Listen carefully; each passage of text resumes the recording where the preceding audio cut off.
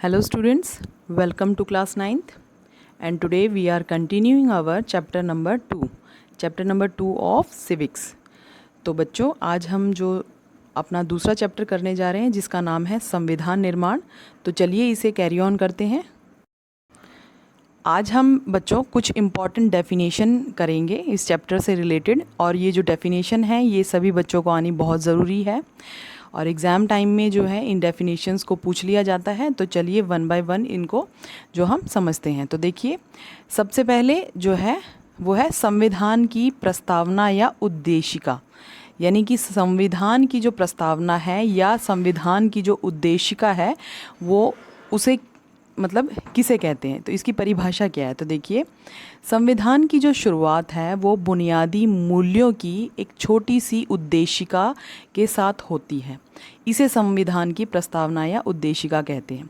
यानी कि जब संविधान निर्माण किया जा रहा था तो उससे पहले इसका जो है एक छोटा सा प्रारंभ जो है एक उद्देशिका के रूप में किया गया था, जिसमें ये बताया गया था कि संविधान की रचना का उद्देश्य क्या है, यानी ये किस तरह से जो है देश के नागरिकों के काम आएगी और इसके निर्माण के जो है उद्देश्य क्या है ये इसमें बताया गया था। तो इसको जो है संविधान की उद्देशिका या जो है प्रस्तावना कहा जाता है।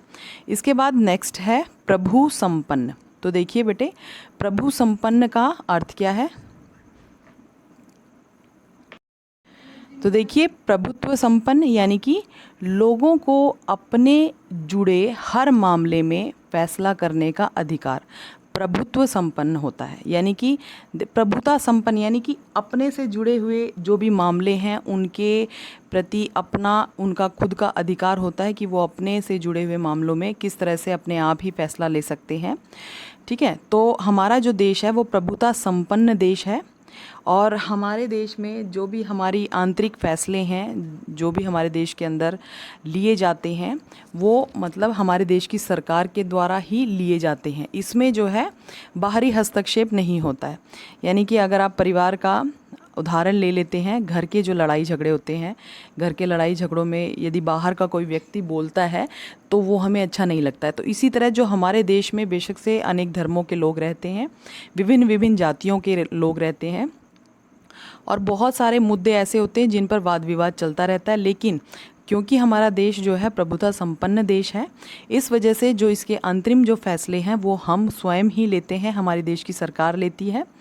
इसमें देखिए दूसरा पॉइंट है कि कोई भी बाहरी शक्ति भारत सरकार को आदेश नहीं दे सकती। यानी कि कोई भी जैसे मान लीजिए दूसरे देश हैं वो हमारे जो है अंतरिम जो भी कार्रवाई है, जो आंतरिक जो भी समस्याएं हैं उनमें किसी भी प्रकार का हस्तक्षेप नहीं दे सकती।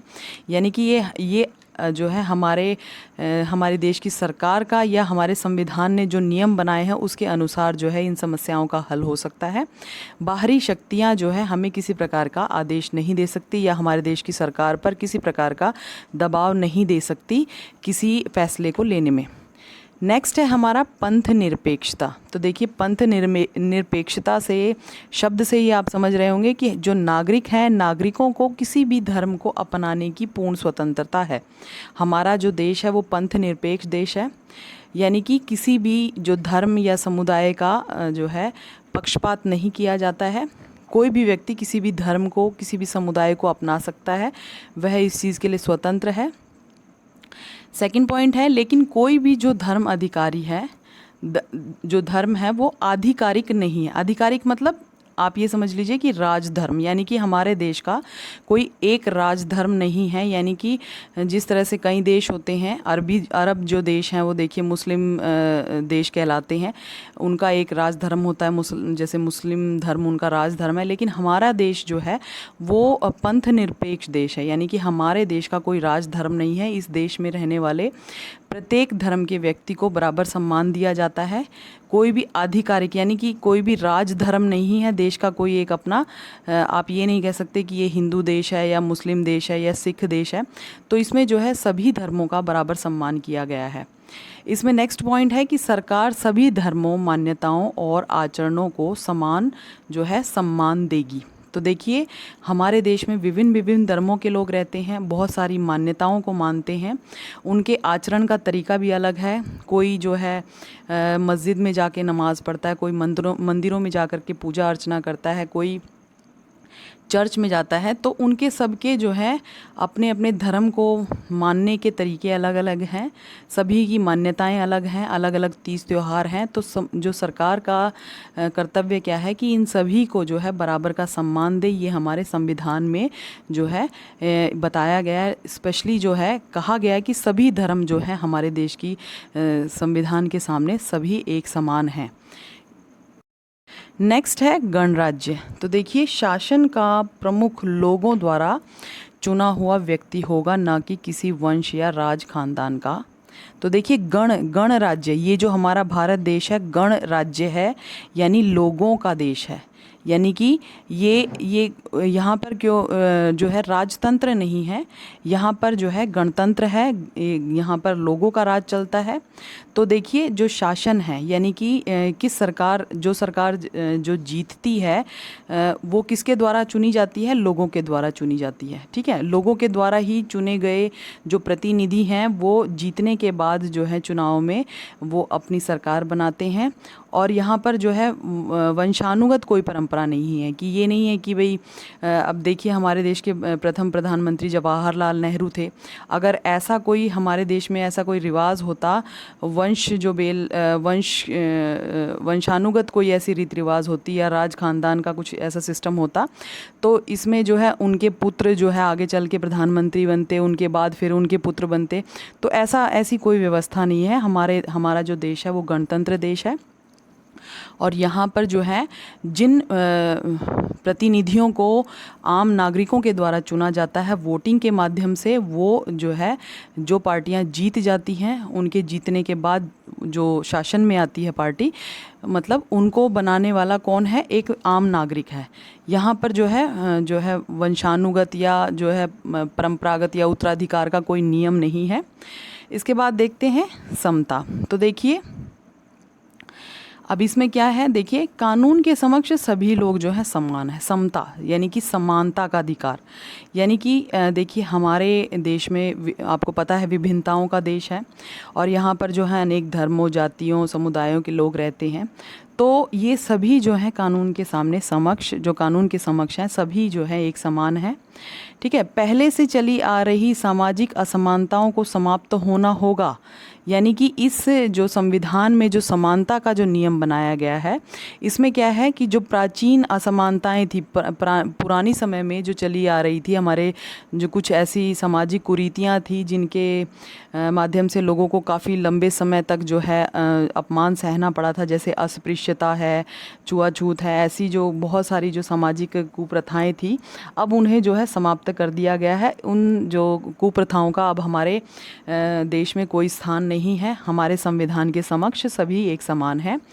इसके बाद देखिए सरकार हर नागरिक को समान अवसर उपलब्ध कराने की व्यवस्था करे। यानी कि हमारे देश का जो नागरिक है, प्रत्येक नागरिक, चाहे वो गरीब है, चाहे कोई अमीर है, चाहे वो अनपढ़ है, चाहे वो पढ़ा लिखा है, यानी कि किसी भी आधार पर जो है हम उसके साथ भेदभाव नहीं करेंगे और उनको जो है विकास के समान अवसर उपलब्ध करवाना हमारे देश की सरकार और हमारे देश के संविधान में जो है इन चीज़ों का उल्लेख किया गया है कि सभी जो व्यक्ति हैं एक समान हैं संविधान के सामने और सभी का जो विकास है वो एक समान होना चाहिए।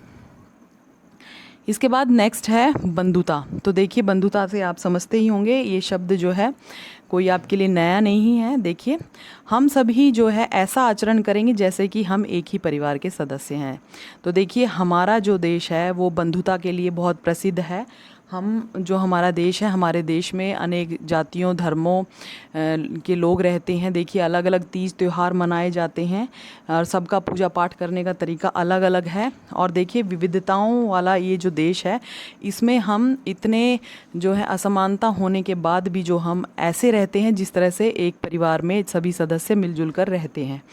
और मैंने आपको अभी उदाहरण थोड़ी देर पहले भी दिया था कि बेशक से हमारे देश के अंदर जो है अनेक धर्मों और जातियों के बीच किसी भी प्रकार का मतभेद हो, लेकिन बाहरी किसी शक्ति को जो है मतलब इसमें दखल अंदाज़ी करने के कोई भी आज़ादी नहीं है। हम सभी जो है अपने जो आंतरिक देश के अंदरूनी में अंदर मान लीजिए किसी भी प्रकार का कोई झगड़ा या वाद विवाद होता है तो उसे हम अपने आप ही जैसे परिवार के सदस्य आपस में जो है सुलझा लेते हैं, इसी तरह से जो है हम लोग सुलझा लेते हैं और हम सभी जो है एक परिवार की भांति मिलजुल करके रहते हैं। कोई भी व्यक्ति किसी भी दूसरे व्यक्ति को अपने से कमतर नहीं मानेगा। देखिए हमारे देश में ये हमारे संविधान ने जो है समानता का अधिकार प्रत्येक नागरिक को देते हुए, देखिए आपको पता है हमें जो है वयस्क मताधिकार दिया है, ठीक है।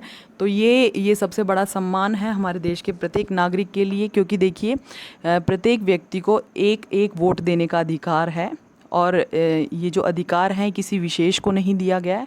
हमारे देश का चाहे कोई प्रधानमंत्री है, चाहे कोई बड़ा अमीर आदमी है, ये जैसे बड़े बड़े सेलिब्रिटीज़ होते हैं या जो नेतागण होते हैं या कोई अमीर व्यक्ति है, बड़ा व्यापारी है, इन सभी के साथ साथ चाहे देश का कोई गरीब से गरीब व्यक्ति है, अनपढ़ से अनपढ़ व्यक्ति है, उन सभी को जो है वो मतदान देने का अधिकार दिया है। यानी कि कानून के सामने जो है अमीर और गरीब का किसी प्रकार का भी कोई अंतर नहीं किया गया है। कानून के सामने, संविधान के सामने सभी एक समान है। तो इसीलिए हम कह सकते हैं कि कोई भी व्यक्ति दूसरे को अपने से कमतर ना समझे, एक समान ही सभी मनुष्य हैं। इसके बाद लास्ट पॉइंट हमारा, सभी नागरिक संविधान के समक्ष एक समान है। ये आपको मैंने एक्सप्लेन कर ही दिया है कि आपको ये अच्छी तरह से पता लग गया होगा कि किस तरह से जो संविधान में हमारे नियम कानूनों के अनुसार जो है हम सभी जो है एक समान है कानून के समक्ष। और अगर मान लीजिए कोई बड़े से बड़ा व्यक्ति है, प्रधानमंत्री अगर कोई गलती करता है, राष्ट्रपति अगर कोई गलती करता है, या देश का कोई आम नागरिक गरीब से गरीब व्यक्ति भी कोई गलती करता है, तो दोनों के लिए सज़ा का प्रावधान एक ही होगा, क्योंकि कानून जो है सर्वोपरि है, सबसे ऊपर है और कानून के सामने जो कानून के समक्ष सभी एक समान है। ये सभी पॉइंट्स आपको क्लियर हो गए होंगे। Thank you, have a nice day.